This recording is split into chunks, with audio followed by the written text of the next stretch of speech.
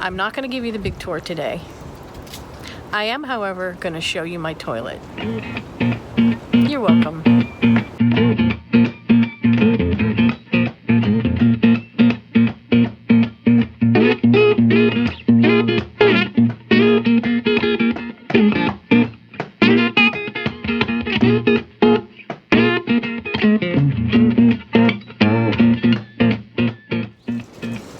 Hi, it's Mary again. In my last video, which was my first video, I told you about Buster Lewis, the little school bus I'm converting.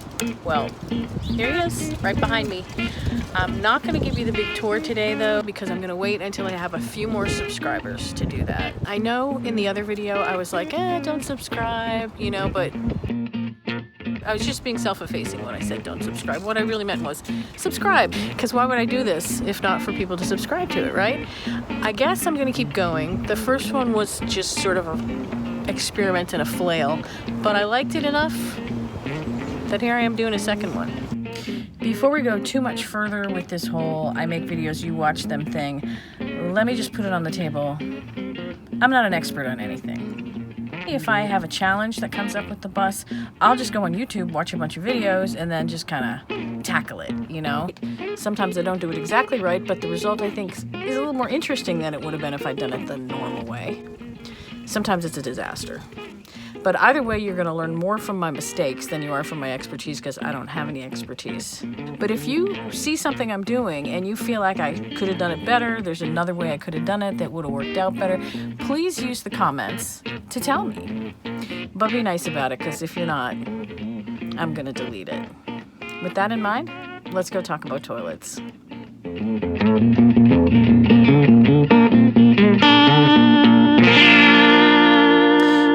Like me, you have watched hours and hours and hours of videos on YouTube about conversions of one kind or another, and you may be under the impression that you have to have a composting toilet in your RV, van, or bus conversion. So you may even think that you have to have the Nature's Head composting toilet. It just seems like the go-to goer, if you don't mind the expression. Now, if what you want is a Nature's Head composting toilet, then knock yourself out, go get one. In fact, I'm going to put a link down below to where you can get one in case that is what you want. But you don't have to have a composting toilet. You don't even have to have a toilet in your bus. Plenty of people don't. I'm going to tell you the reasons why I do not have a Nature's Head composting toilet in my bus. Number one, I'm not composting.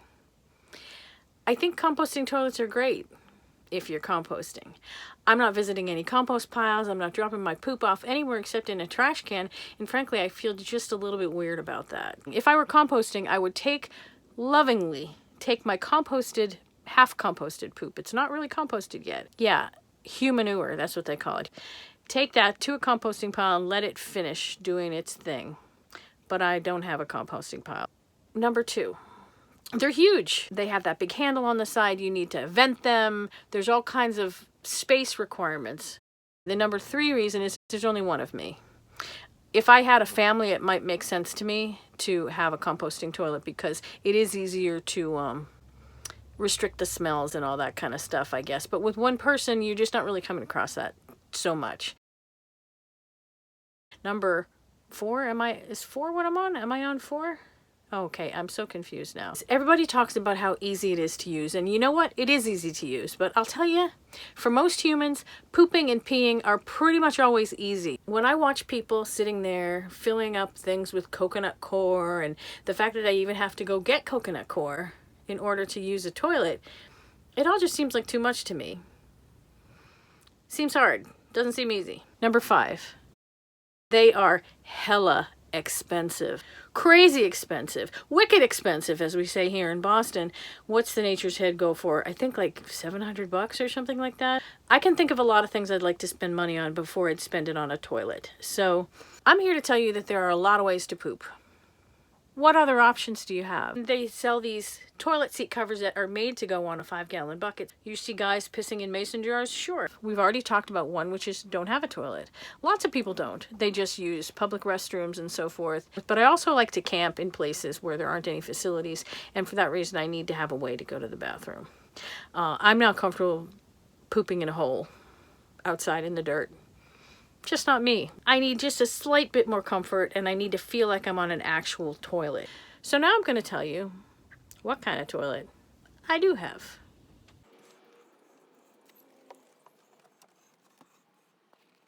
This trunk is the home of my porta potty.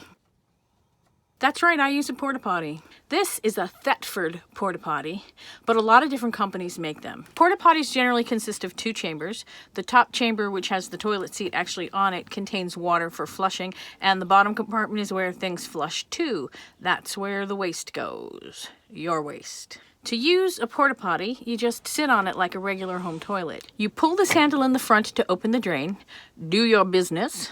You hit this bellows-like thingy over here, and that's the flusher. It sends water into the bowl, which causes the poop to go down the drain. I'm not going to show you with stuff in there, so you're going to have to use your imagination. You can do number 1 and number 2 together, but I also keep a pee-pee jar so that if I only have to pee, I use that instead. It just minimizes the amount of mixing the poop and the pee do, so there's less, you know, possibility of odor. When it's time to empty, you just separate the 2 compartments, slide this handle over, lift it up, the top piece with the water in it comes off, then you take the bottom piece by the handle and you put it in this IKEA bag. Then I take it into the ladies' room and dump it in the toilet. That's what I do anyway. Then of course you rinse it and you put it back. You put more water in the top and you're good to go again. Yes, it does use some water, but not a lot. That's how it works. It's not as fancy as grinding up coconut coir and throwing human manure in a trash can, but hey, works for me. Most people get a porta potty that has a 5-gallon bottom tank, but I got a smaller one that's only 2.5 gallons because it's easier for me to carry in my sweet little IKEA bag. Size matters when it comes to porta potties. If you're a bigger person, you're going to want a bigger toilet, obviously. I'm kind of a smaller person, so a smaller one is fine for me. Also, I started out with a bigger one and it just didn't really fit anywhere. I had to cut a hole to make it fit. It was a mess. This one fits perfectly inside that trunk. Now, how did I end up with a trunk? Well, that's one of those happy accidents I was talking about that really is the result of just having no skills at all. I started looking for cabinets, but I couldn't really find one that was the right size. Then it occurred to me that a trunk standing on end would probably be just about perfect, and it fits me much more because I try to keep everything as antique-y as possible. So I found a trunk, and then I had to look at the specs of all the different porta potties on Amazon till I found one that was the right size to fit in there. I had this idea that I would mount the toilet on a small dolly, but my dolly was too big, and I found this really heavy-duty plant dolly, which was awesome. Then I needed to raise it about 3 inches, because one thing about porta potties is they're super low to the ground. I found these bed risers on Amazon that had like a lip around them, which was perfect because the toilet could fit right in there. I screwed the bed risers to the dolly. Then I put heavy-duty Velcro on both the bed risers and the bottom of the toilet, so that's what holds it together when you're rolling it. It's not easy to separate them, but I'd rather have it not easy to separate than have it come apart while I'm rolling it. So basically, you just roll the toilet out the door, roll it over in front of the closet, and then you pull this curtain over, which is tucked up on a shelf. You pull this other curtain over, and you have yourself a little privacy booth. You don't even have to worry about whether the bus curtains are up or not. Typically, I don't have my bus curtains up during the day, and sometimes I do have to poop during the day. So that's my toilet. Ta-da! But the truth is I'm really happy with it. I like how it looks, it fits the bus, it fits my personality, and it works. That's the most important thing. It works for me. I did it this way, this jacked, unsophisticated way, because I can't do plumbing, and the idea of building a cabinet for it, I couldn't even wrap my head around. I'll show you some cabinets I made. They worked out okay, but cabinetry is not my thing. The trunk is attached to the floor like everything else in here and to the wall. I try to bolt everything in at least twice. The toilet itself was under $100, and then I bought the trunk on Craigslist for $40. I wouldn't trade it for anything. Not even for a $700 composting toilet. Sorry, Nature's Head lovers. That doesn't sound right. If you love your composting toilet, I'm sure you're not going to be shy about telling me about it in the comments because people seem to love to talk about these things. If you are in love with your toilet, bring your love to my comments because who knows, maybe you'll convince me. Or maybe you'll convince somebody else that reads it. So bring it on over. If you want to tell me again, things I could have done better, be nice. I ain't gonna post no not nice comments, because why would I? This is my space, this is my video. You can't say crap to me. Hey, use my links to go to Amazon if you can, because if you do, I get a little money bump. I like my links the best. I have the best links on YouTube. So thank you again for watching video number 2 from me, and I'm gonna try to do this more regularly, but right now it takes me a really long time to shoot this and edit it because I'm slow.